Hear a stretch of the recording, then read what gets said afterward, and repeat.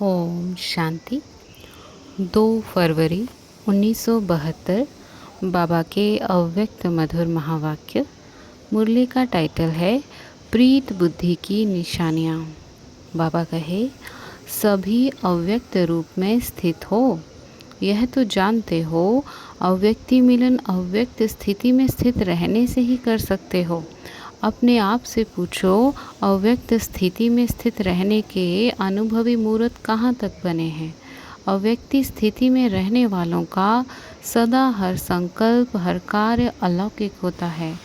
ऐसा अव्यक्ति भाव में व्यक्त देश और कर्तव्य में रहते हुए भी कमल पुष्प के समान न्यारा और एक बाप का सदा प्यारा रहता है। ऐसे अलौकिक अव्यक्ति स्थिति में सदा रहने वाले को कहा जाता है अल्लाह लोग। टाइटल तो और भी है। ऐसे को ही प्रीत बुद्धि कहा जाता है। इसलिए आप लोग मुख्य स्लोगन लिखते भी हो, विनाश काले प्रीत बुद्धि पांडव विजयंती और विनाश काले विपरीत बुद्धि विनश्यंती। इस स्लोगन को सारे दिन में अपने आप से लगाते हो कि कितना समय प्रीत बुद्धि अर्थात विजयी बनते हैं और कितना समय विपरीत होने से हार खा लेते हैं। जब माया से हार खाते हो तो क्या प्रीत बुद्धि हो? प्रीत बुद्धि अर्थात विजय। तो जब दूसरों को सुनाते हो कि विनाश काले विपरीत बुद्धि मत बनो, प्रीत बुद्धि बनो, तो अपने को भी देखते हो कि इस समय हम प्रीत बुद्धि हैं और विपरीत बुद्धि हैं। प्रीत बुद्धि वाला श्रीमत के विपरीत एक संकल्प भी नहीं उठा सकता। अगर श्रीमत के विपरीत संकल्प, वचन व कर्म होता है तो क्या उसको प्रीत बुद्धि कहेंगे? प्रीत बुद्धि अर्थात बुद्धि की लगन व प्रीत एक प्रीतम के साथ लगी हुई हो। जब एक के साथ सदा प्रीत है तो अन्य किसी भी व्यक्ति व वैभवों के साथ प्रीत जुट नहीं सकती, क्योंकि प्रीत बुद्धि अर्थात सदा बाप दादा को अपने सम्मुख अनुभव करेंगे। जब बाप सदा सम्मुख है तो ऐसे सम्मुख रहने वाले कब विमुख नहीं हो सकते। विमुख होते हैं अर्थात बाप सम्मुख नहीं है। प्रीत बुद्धि वाले सदैव बाप के सम्मुख रहने के कारण उनके मुख से, उनके दिल से सदैव यही बोल निकलते हैं, तुम्ही से खाऊं, तुम्ही से बैठूं, तुम्ही से बोलूं, तुम्ही से सुनूं, तुम्ही से सर्व संबंध निभाऊं, तुम्ही से सर्व प्राप्ति करूं। उनके नैन, उनका मुखड़ा ना बोलते हुए भी बोलते हैं। तो ऐसे विनाश काले प्रीत बुद्धि बने हो अर्थात एक ही लगन में एक रस स्थिति वाले बने हो। जैसे साकार रूप में, साकार देश में, वरदान भूमि में जब सम्मुख आते हो तो जैसे सुना वैसे ही सदा प्रीत बुद्धि का अनुभव करते हो ना, अनुभव सुनाते हो ना। ऐसे ही बुद्धि योग द्वारा सदा बाप दादा के सम्मुख रहने का अभ्यास करो तो क्या सदा प्रीत बुद्धि नहीं बन सकते?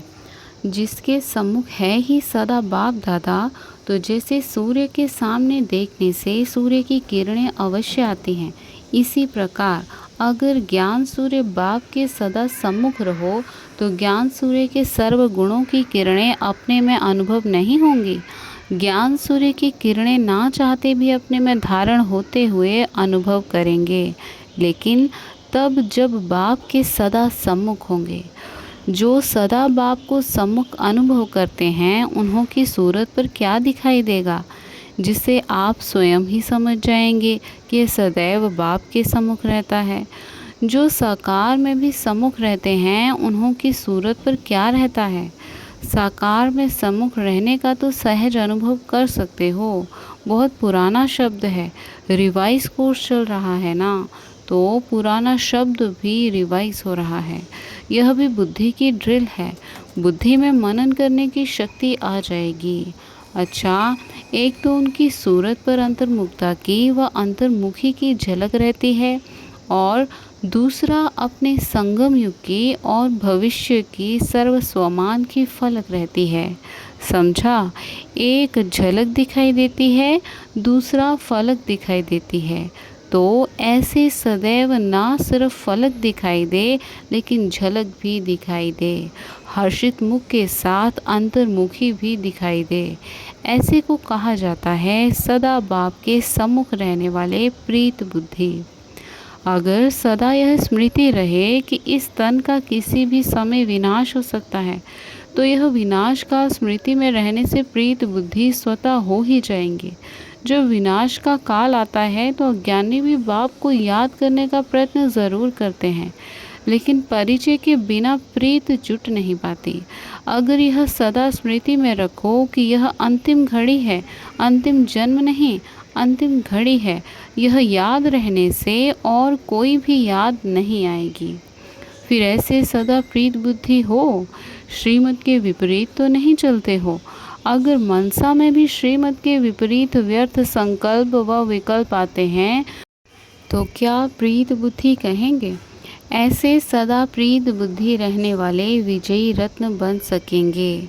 विजयी रत्न बनने के लिए अपने को सदा प्रीत बुद्धि बनाओ, नहीं तो ऊंच पद पाने के बजाय कम पद पाने के अधिकारी बन जाएंगे। तो सभी अपने को विजयी रत्न समझते हो, कहाँ भी किस प्रकार से कोई साथ प्रीत ना हो, नहीं तो विपरीत बुद्धि की लिस्ट में आ जाएंगे। जैसे लोगों को प्रदर्शनी में संगम के चित्र पर खड़ा करके पूछते हो कि अभी आप कहाँ हो और कौन हो, संगम पर खड़ा करके क्यों पूछते हो? क्योंकि संगम है ऊंच ते ऊंच स्थान व युग। इसी प्रकार अपने आप को ऊंची स्टेज पर खड़ा करो और फिर अपने आप से पूछो कि मैं सदा प्रीत बुद्धि हूँ व नहीं हूँ। वह कभी प्रीत बुद्धि की लिस्ट में आते हो, कभी निकल जाते हो। अगर अभी तक भी सदा प्रीत बुद्धि नहीं बने, अर्थात कहाँ न कहाँ सूक्ष्म रूप में व स्थूल रूप में किससे भी कहाँ भी प्रीत लगी हुई है, तो वर्तमान समय जबकि पढ़ाई का कोर्स समाप्त हो और रिवाइज कोर्स चल रहा है, तो इससे समझना चाहिए परीक्षा का समय कितना समीप है। जैसे आजकल गवर्नमेंट भी बीच बीच में पेपर लेकर उन्हों के मार्क्स फाइनल पेपर में जमा करती है। इसी प्रकार वर्तमान समय जो भी कर्म करते हो, समझो प्रैक्टिकल पेपर दे रहे हैं और इस समय के पेपर की रिजल्ट फाइनल पेपर में जमा हो रही है। अभी थोड़े समय में यह भी अनुभव करेंगे, कोई भी विकर्म करने वाले को सूक्ष्म रूप में सजाओं का अनुभव होगा। जैसे प्रीत बुद्धि वाले चलते फिरते बाप के चरित्र और बाप के कर्तव्य की स्मृति में रहने से बाप के मिलने का प्रैक्टिकल अनुभव करते हैं, वैसे विपरीत बुद्धि वाले विमुख होने से सूक्ष्म सजाओं का अनुभव करेंगे। इसलिए फिर भी बाप दादा पहले से ही सुना रहे हैं कि उन सजाओं का अनुभव बहुत कड़ा है। उनके सीरत से हर एक अनुभव कर सकेंगे कि इस समय पर आत्मा सजा भोग रही है। कितना भी अपने को छिपाने की कोशिश करेंगे लेकिन छिपा नहीं सकेंगे। वह एक सेकंड की सजा अनेक जन्मों के दुख का अनुभव कराने वाली है। जैसे बाप के सम्मुख आने से एक सेकंड का मिलन आत्मा के अनेक जन्मों की प्यास बुझा देता है, ऐसे ही विमुख होने वाले को भी अनुभव होगा। फिर उन सजाओं से छूटकर अपनी उस स्टेज पर आने में बहुत मेहनत लगेगी। इसलिए पहले से ही वार्निंग दे रहे हैं कि अब परीक्षा का समय चल रहा है। ऐसे फिर उल्हाना नहीं देना कि हमें क्या मालूम कि इस कर्म की इतनी गुह्य गति है।